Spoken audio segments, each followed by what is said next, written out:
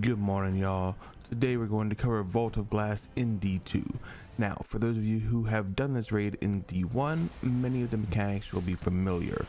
However, they've also changed a lot of the mechanics around. If this video helps you out in any way, please don't forget to like and subscribe. Without much ado, let's dive in. For those of you who have played D1, this encounter will be very familiar. There are 3 sync plates that need to be captured simultaneously in order to activate the spire in the middle. Once the plates are glowing blue, you don't need to stand on them. However, you do need to keep defending them. Don't allow minotaurs to step on them or they will deactivate the plate and you will need to recapture it to continue. Once the spire activates, the door in the middle will open, revealing a chest and a path.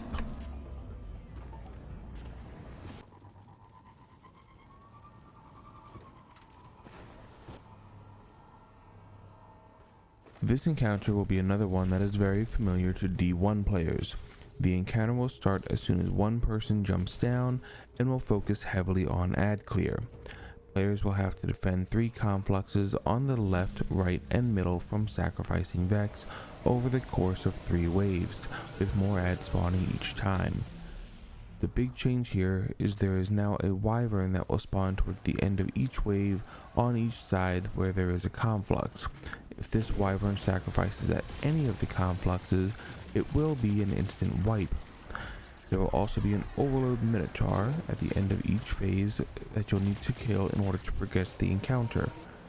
Lastly, you'll see fanatics, which leaves pools of radiolarium where they die.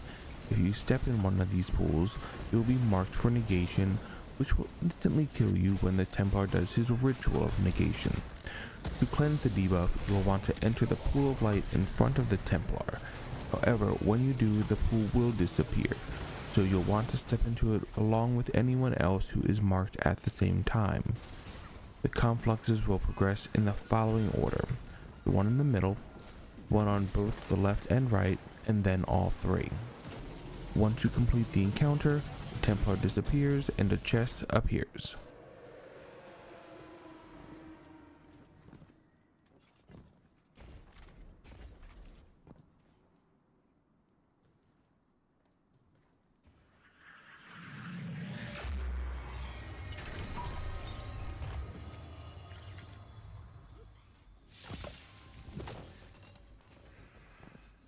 After defeating the confluxes encounter, there will be a floating box, which breaking will start the next encounter. The objective here is to destroy the oracles, which are the blue objects that spawn around the map, in the order that they spawn. Basically, it's Simon Says with oracles. They will show you the order twice before allowing you to destroy them. If you destroy them in the wrong order, the whole team will be marked for negation, and you'll have to enter the pool at roughly the same time to cleanse the debuff off. The encounter will start with 3 oracles and add 1 oracle per round. There are 3 oracles on the left side of the map, 3 on the right, and 1 directly in the middle. You'll also have minotaurs and hobgoblins spawning regularly, which you'll want to watch out for. The hobgoblins will be out on the platforms off to the left and right side of the map. You'll complete the encounter once you have destroyed all 7 oracles in 1 round.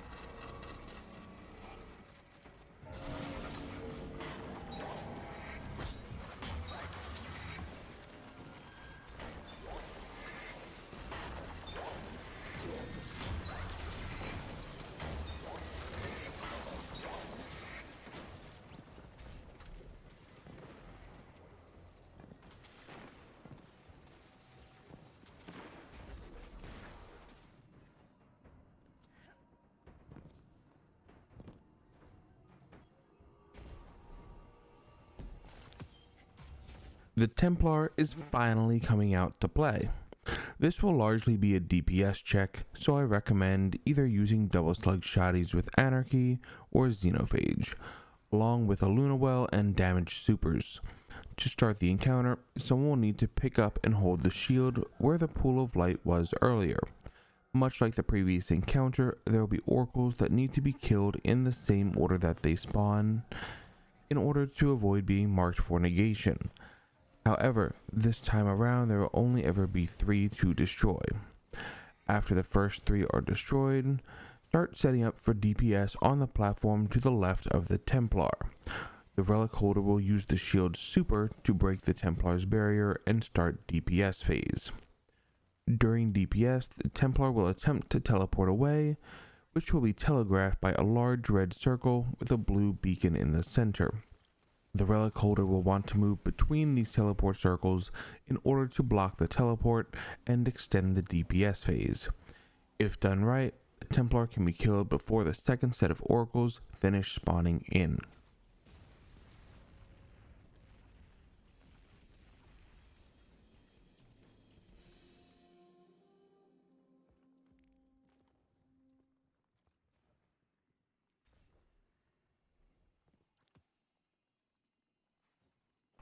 If you've made it this far, you're now in the Gorgon Maze, which is primarily a stealth encounter. If you get spotted by a Gorgon, you'll have a few seconds to kill it before it wipes the whole team. If you're successful, it makes the remaining Gorgons a bit harder to kill. If you have a hunter with invis smoke, it makes getting past the Gorgons easy. So just follow the route seen here to get to the end. Do a little platforming, and you'll reach the gatekeeper.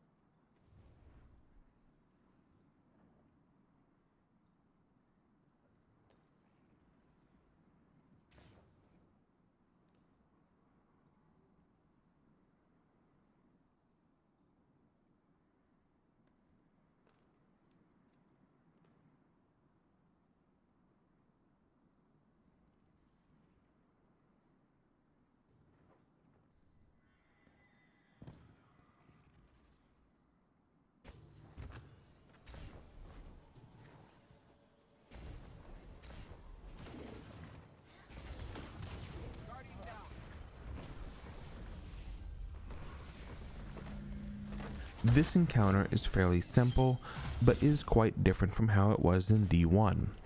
You'll want to bring something with overload and something to be able to quickly take down yellow bar wyverns solo. For simplicity's sake, we'll call the left portal Mars and the right portal Venus. You'll start off by killing everything in the room, but then having one person pick up the relic in the middle while everyone else captures the sync plates. The relic holder will hang out in the middle for a moment and wait for call out while one person goes into each portal to scout out and defend a conflux. The remaining people outside will guard the sync plates and watch for more gatekeepers spawning on the platform between the plates. On one side, a wyvern will spawn, and the other side, a Praetorian Minotaur will spawn. Call these out as soon as you see them, as only the relic holder can break the shield on the Minotaur. Once the relic holder kills the Minotaur, you'll swap your weapons to drop the relic and pass it to the person inside the portal. The reason for this is because there is a debuff that prevents you from portaling for 45 seconds after portaling with the relic. The person who picked it up will then bring it out of the portal and drop it off to the next person outside, who will take it into the opposite portal. You'll ping pong the relic back and forth like this for about 6 Praetorian Minotaurs. Then you'll head outside of the portals to where the original gatekeeper spawned, where everyone will have to defend it against a few more waves of adds, including 3 Praetorian Minotaurs and 3 wyverns.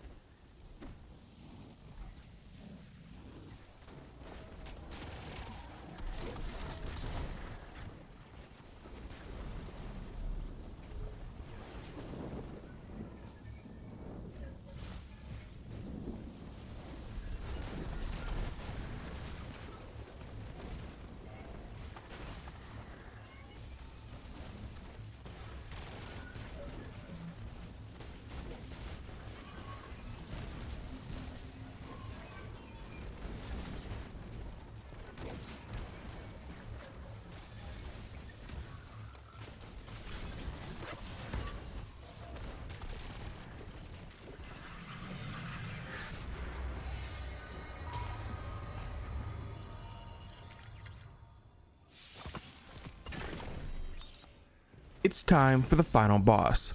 For DPS, I recommend Anarchy Snipers or Xenophage, and DPS Supers. During the encounter, there will be 6 oracles that will spawn. If you're looking from the front of the room, they'll be far left, stairs, mid, far right, and close right. Much like the oracles and Templar encounter, the oracles will need to be shot in the order in which they spawn. However, the order will need to be communicated across 2 different groups of players. You'll start the encounter by killing some harpies until the boss teleports 3 random people to either Mars or Venus.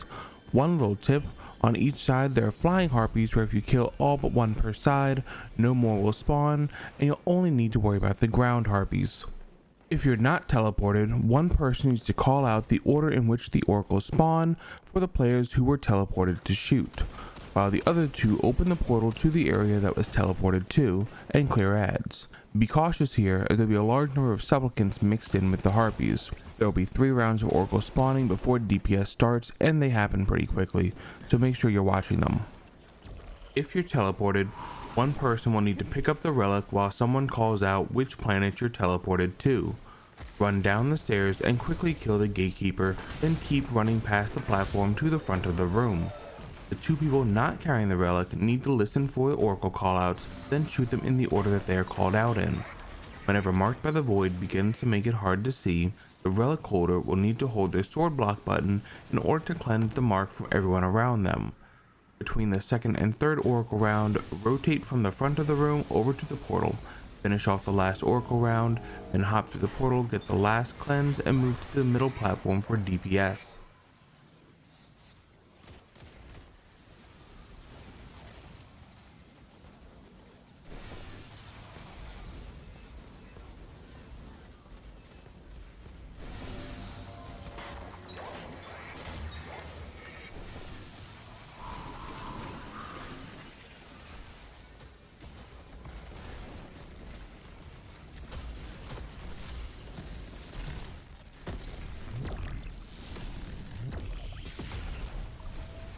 For DPS, have a warlock drop a well on the center platform and let them start juggling the relic while doing DPS with weapons and grenades.